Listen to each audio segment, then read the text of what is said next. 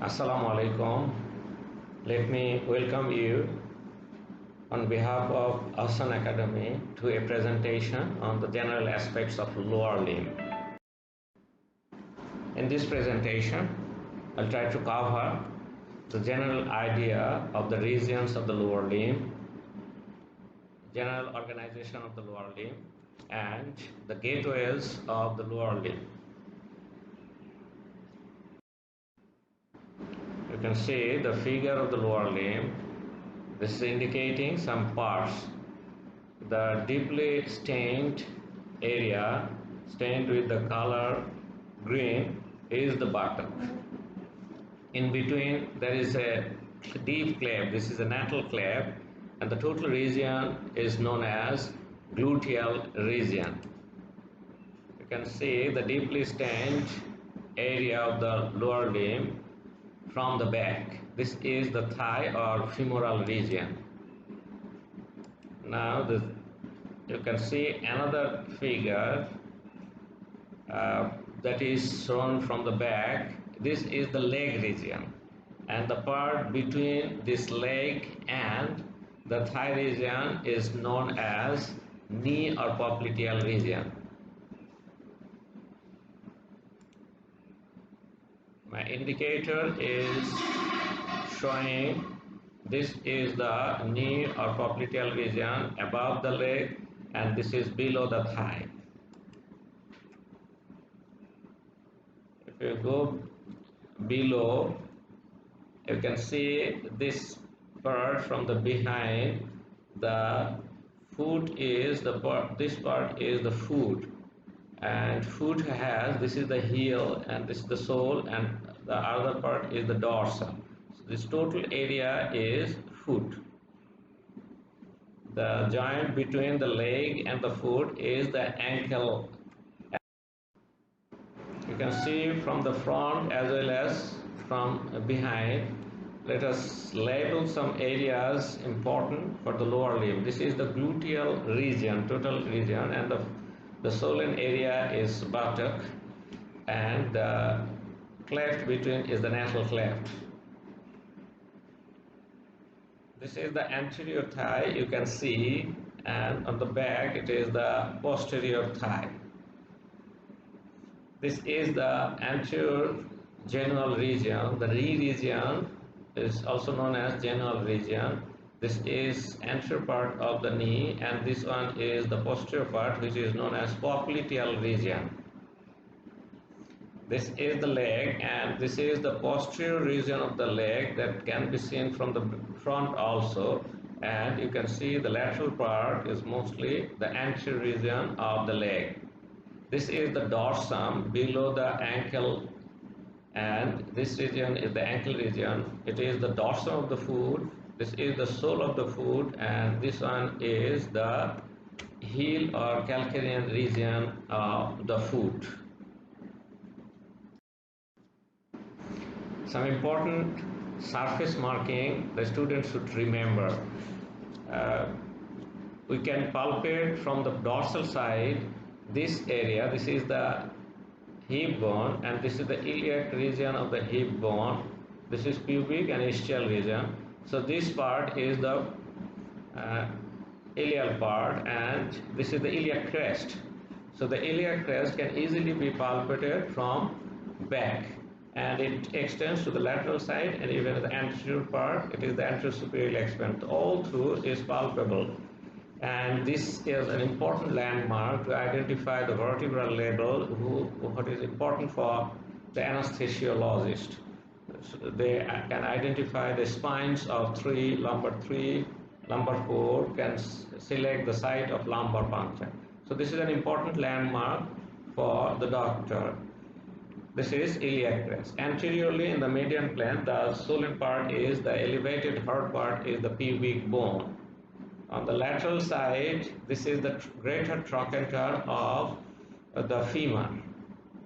And around the knee joint, there are not many bony prominences. Most clinically important is, you can see this is the patella. And if we go to the lateral side, below the patellar level, we'll find the head of the fibula by your index finger. So the head of the fibula can be easily identified as a bony swelling, and below that is the neck.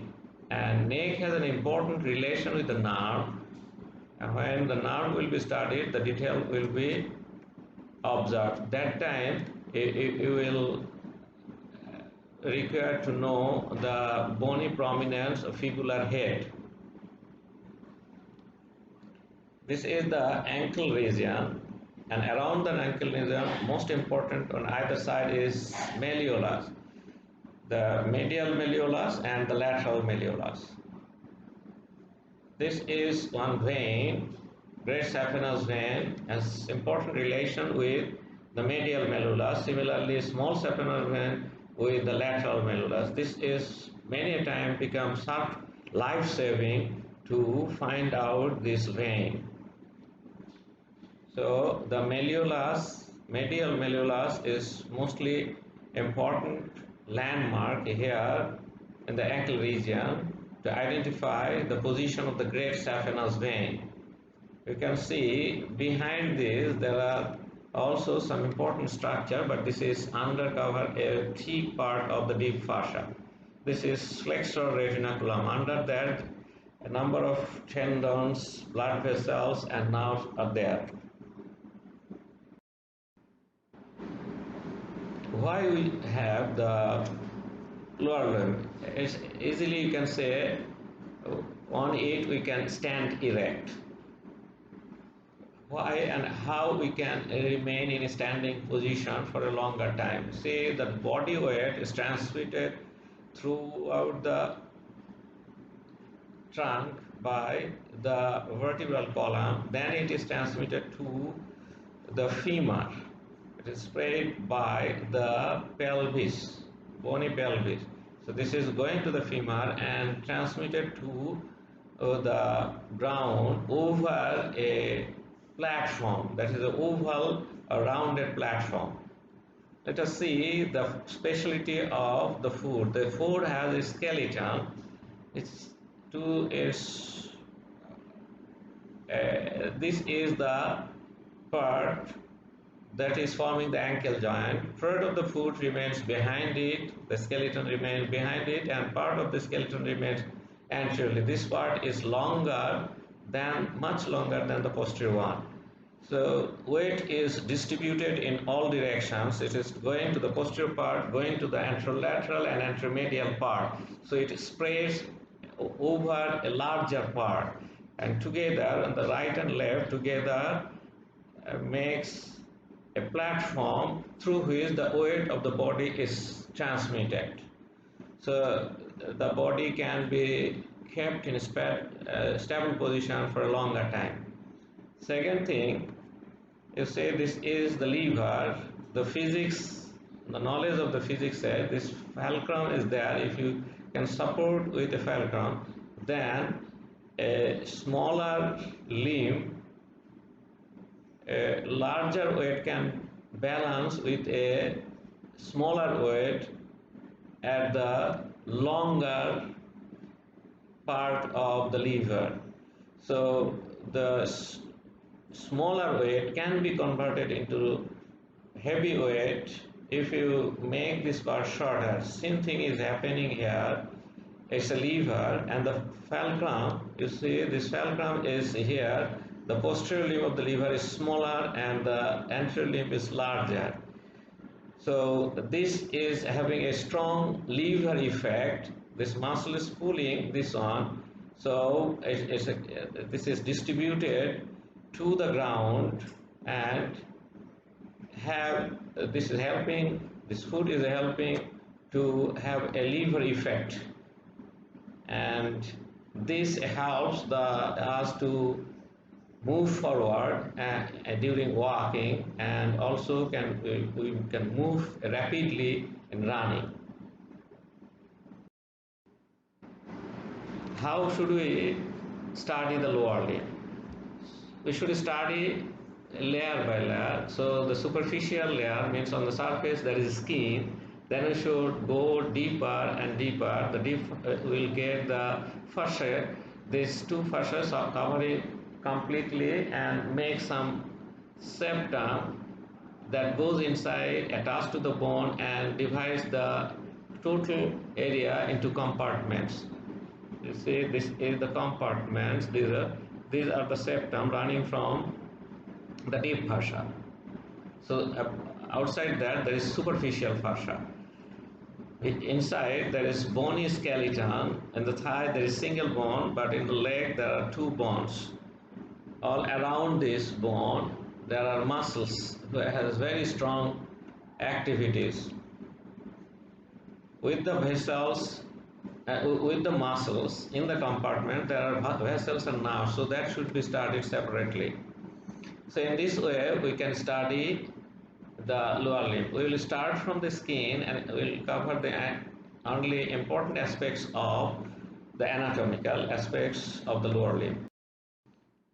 So for the skin, most of the doctors should know the dermatome of the skin, means segmental nerve supply. If we see from the front, this is the inguinal region. Inguinal ligament is lying deep to this one. So this inguinal region and upper part of the femoral triangle area is covered by lumbar 1. Then straightaway go down. This is the lumbar 2, which is moving laterally. And from the medial border of the thigh, the lumbar 3 starts. And it moves towards the leg and covers the total anterior aspects of the knee joint or patellar region and a small area on the lateral part below lumbar 2. The leg is having lumbar 4 and 5, medial and lateral respectively.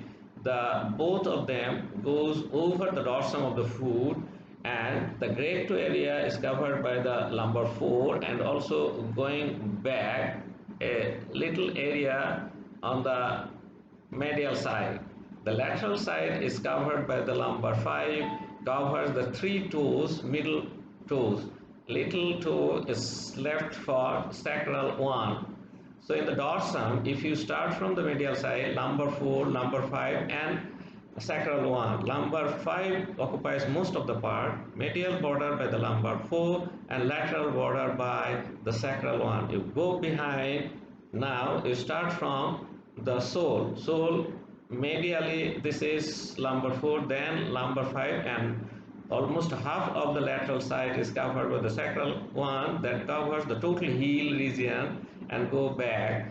Then in the leg starts the lumbar 5. We have discussed here, this coming from this area is the lumbar 5. Then above the sacral 1, it is sacral 2 in the mid plane, goes up. This is sacral 3, sacral 4, and perianal region is the sacral 5. So in this way, this total nerve supply is there. You can compare with the photographs of a normal lower limb, front and back. Superficial fascia. This is the skin, and under there is a deep, thick layer, fatty layer is the superficial fascia. So superficial fascia, you can see, is a large quantity of fat is there. You can see this one, and contains, these are the superficial veins. There's large veins are there, but arteries are very minute, and superficial area is also containing the thin nerve fibers. So larger channel that is present are the veins. So you'll get the nerves and veins, but the veins are very easily detectable, and doctors important, they can use this channel in an emergency case for giving fluid to replace the blood volume, restore actually the blood volume. The deep fascia is relatively tougher and it is dense connective tissue. It's to some extent elastic in nature, and it covers the total limb as stockings. This is the deep fascia on transverse section, and this is the deep fascia. You can see after removal of superficial fascia. The deep fascia sends septum. This is going inside, attached to the bone, and also the extends between the bones. It's continuous with the deep fascia, and so they make the thigh and leg into different compartments. You can see some of them are anterior and some of them are posterior, and in the thigh region there is medial compartment also. This deep fascia makes a very closed chamber in the lower limb. So whenever the muscle contracts, this helps to keep the muscle in position and prevents excessive bulging of the muscle.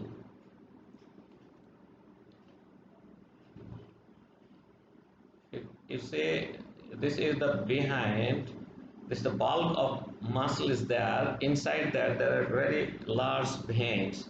So because of the gravity, as the venous pressure, venous blood has low pressure, so it is difficult and flowing from below up, but it is assisted by formation of some valves. The veins has valves which makes it small columns. Now you see this is in the posterior compartment of the leg. Whenever this muscle contracts, inside the chamber the pressure increases, so venous blood is pushed up, the valves open and blood moves to the thigh. After contraction is over, the pressure falls, so the blood pressure of this region falls. The blood from the above tries to fall down, but because of the valves it cannot. So blood from below, it enters into this cuff region. In this way, this is working as the pump of the blood, so that is known as peripheral heart. The deep fascia is very tough and it is dense connective tissue. It's a stocking lice. You can see the figure 2 to left. The skin superficial fascia is removed. The translucent deep fascia is observable here. This above, superiorly, it remains fixed, attached, fused with some bone and ligaments. We can see that this superior attachment is in this line. This is the anterior superior iliac spine of the hip bone. This is the ilium of the hip bone. It is the anterior superior iliac spine, and the pubic bone has pubic tubercle. So in between, this is a ligament.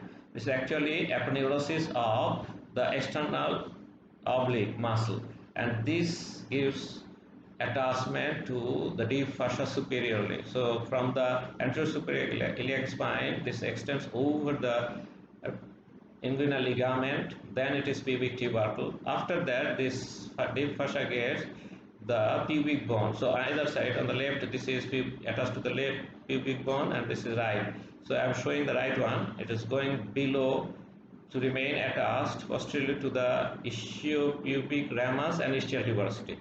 So you can see up to this one, anterior, medial and inferior part remains fused to the ligament and the bone. This is also shown. This one is the pubic tubercle, bone, body of the pubic bone, then ischiopubic ramus, ischial tuberosity. If you go back, you will see that it is the iliac crest, sacrotuberous ligament, and then ischial tuberosity. So a complete round attachment is there superiorly. It is going down, and inferiorly the fascia of the thigh, deep fascia of the thigh remains attached to the. You can see this is the deep fascia of the thigh, deep fascia of the leg. On the lateral side, the deep fascia is thickened. So deep fascia of the thigh is also known as fascia lata, and the lateral thickening is known as iliotibial tract. Below, it covers the leg, and it is known as fascia cruris or crural fascia. So these are the special names of this deep fascia. Already we have discussed that the fascia lata,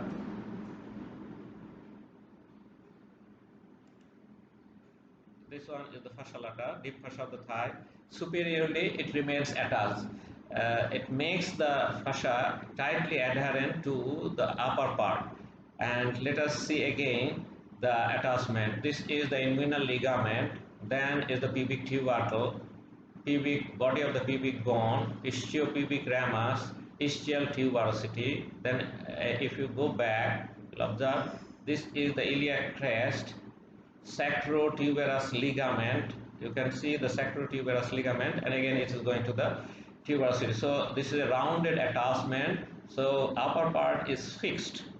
Below it is also having bony attachment at the superficial bones, provides is the area for the attachment. This is the patella, the condyles of the tibia and femur. So this area is also fixed. So this is a very tight uh, fascia who makes the thigh a very closed chamber, and it continues. This is the section at the different level. You can see this lateral part, a thickening is there with a muscle covered here. This is the iliotibial tract. If we expose it, we can find this is the iliac crest. So from the iliac crest, it runs downwards to the tibia. It is the condyle of the tibia, and this area has a small swelling. This is known as tubercle, the condyle of the tibia. So it is extending from the tuberosity of the iliac crest to the tibial condyle where there is a tubercle. So anterolateral tubercle of the tibial condyle gives area for the lower attachment. You can see the some fibers of the gluteus maximus, and this is tensor fascia lata is totally inserted here in this fascia. So this part is can be pulled and can be made taut so that it can stabilize the knee joint. You can see this tough fascia. This is the tensor fascia lata. This is a muscle that tenses the fascia lata. That's why it is so named. These are shown. This is gluteus maximus that is also inserted here in this fascia. So contraction of these two muscles will pull this fascia. So these two muscles, with the help of iliotibial tract, can act on the knee joint. So the very attachment says that iliotibial tract has effect on the knee joint. You can see this is the lady is trying to be straight, and while this movement the knee is semi-flexed. So in this semi-flexed state, the knee joint is stabilized by the iliotibial tract with the help of two muscles already we have discussed, tensor fascia lata and gluteus maximus.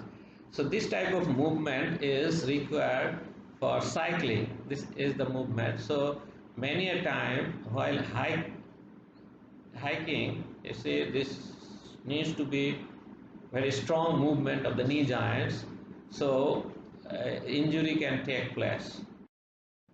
Clinical significance is that sometimes for the cycling and during hiking movement of a person going up in the hill, they may have unusual stress leading to tearing of the iliotibial tract. Usual site is the lower part. So there will be a tremendous pain while movement of the knee joint, while cycling or going up. The person will feel tremendous pain around the knee joint. This is because of the tearing of the iliotibial tract, and this condition is known as tract syndrome or iliotibial band syndrome. Crural fascia is the deep fascia of the leg, and this has some special important area. We know this type of measures for the football players, and also we find this type of measure around the wrist joint for the cricket player or a tennis player. So this special band is to protect the tendons around here during the stress movement. So this keeps in the tendon in position, prevents injury to those structures. But naturally we have measurement at this type of measures, and deep fascia is thickened around the ankle joint, and these are known as retinaculum, and plural number is reticula. So there are number of reticula around the knee joint, ankle joint, and these are actually the thickening of the deep fascia. This acts as pulley to keep the tendon in position even during vigorous contraction. We already discussed that the deep fascia sends septums to divide the part into small compartments of the chamber. The deep fascia makes the area a complete chamber, like chamber of the thigh, chamber of the leg, and deep fascia sends septa which divide this chamber into compartments. So this deep fascia along with the bones makes these compartments. You can see this is one compartment here in the leg, another compartment is there, another compartment, all are formed by the deep fascia, septum, bones. This is interosseous membrane, then bone, again septum, together making a closed chamber. So this compartmentalization separates the internal content from each other, so they can function separately, and the muscle can contract without disturbing other areas. Similarly, it keeps the problem localized in the one compartment. It prevents spread of medical problem from compartment to compartment. This is section through the thigh. This is section through the leg. So the thigh has several chambers. This is anterior, medial, and posterior chambers. Similarly, the leg is also having compartments. So these compartments, already we have found that this is very close. Superiorly, the deep fascia is attached. Inferiorly, the deep fascia of the thigh is also attached around the knee. The same thing happening for the leg also. So the compartments are very closed, and this, if the pressure increase inside, that remains within the compartment and transmitted to all structures present within the compartment. If it contains muscles, it contains vessels, nerves, and so on. So any problem of the muscle, if it sollens up, that will cause pressure over the nerves, and that will cause tremendous pain. So damage of the muscle and structure, there will be accumulation of the fluid or accumulation of the blood. This can happen because of the accident. The muscle may be injured, the blood may ooze, or fluid may accumulate, leading to increase in the pressure. So that will cause tremendous pain, and it is known as compartment syndrome. In that case, that will be so severe, the patient can die even because of the pain. So immediately, if we relieve the pressure by simple cutting the deep fascia, the pressure will be relieved and the pain will be simultaneously relieved. So ultimately we will be able to treat the pathology, and then we can treat the injury caused by the doctor to relieve the pain. The limb is the lower part of the body.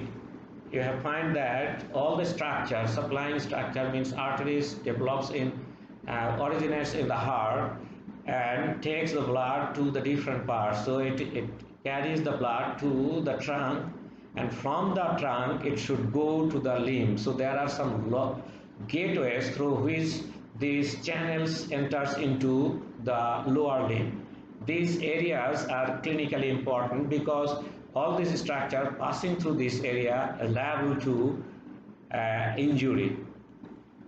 This is the inguinal ligament. We can remember this is actually extending from anterior superior spine to pubic tubercle. So under cover of the inguinal ligament, there are muscles, nerves, vessels over a bony curved area. So this area is important, and this is the corridor through which from the abdomen enters into the front of the thigh. You see, over the anterior part, this is the inguinal canal is there, and structure passing through the inguinal canal pass through this one, but it is going to the perineum and scrotum mainly. This red area is the obturator foramen, or converted into obturator canal by some structures. So this obturator canal is another door that allows structure to enter into medial side of the thigh from the abdomen pelvis. This is the obturator canal. You can see this is obturator nerve is getting inside. This is under cover of inguinal ligament. Structures are going to the front of the thigh. What are the structures entering into the front of the thigh is clinically important. This is the inguinal ligament, you can see, and this is the inguinal ligament. Over this is the inguinal canal. Over this structure is going, but front of the thigh receiving a structure that passes under cover of the inguinal ligament and over the bones. So these are some muscles passing here. This is the iliacus and very closely related psoas major. So this together known as iliopsoas tendon, and this is pectineus muscle.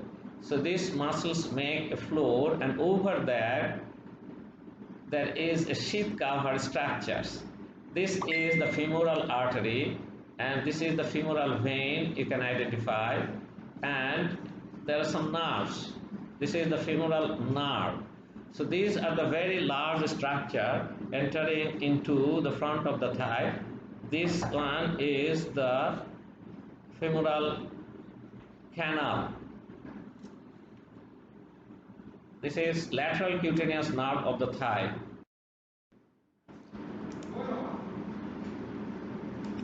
If you see from the back, you can find some openings.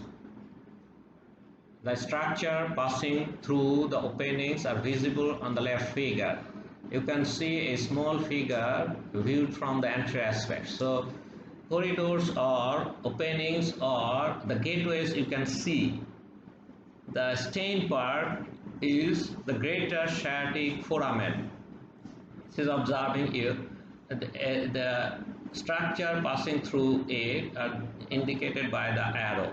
One arrow is going in this direction and another this one. Actually, the mid part is the piriformis muscle that occupies mostly the greater sciatic foramen, and above that some structures are passing who are the superior gluteal nerves and vessels mainly, and below this you can see this arrow indicates some structures passing to the thigh. The sciatic nerve and inferior gluteal vessels and nerve, the sciatic nerve going down, inferior gluteal nerves and vessels supplying here in the gluteal region, and some structure you can identify going again back into the pelvic cavity through the lesser sciatic foramen. So this is the lesser sciatic foramen, and these are the internal pudendal vessels, pudendal nerve and nerve to obturator internus that coming into gluteal region through this greater sciatic foramen and returning back through the lesser sciatic foramen to the perineum. So these are the structure going from the lesser sciatic foramen into this area. So these are the gateways that connects the lower limb with the trunk. Actually, to transmit the nutritions and others to the lower limb and take back the waste product from the lower limb. These gateways are the narrow places, so clinically these are.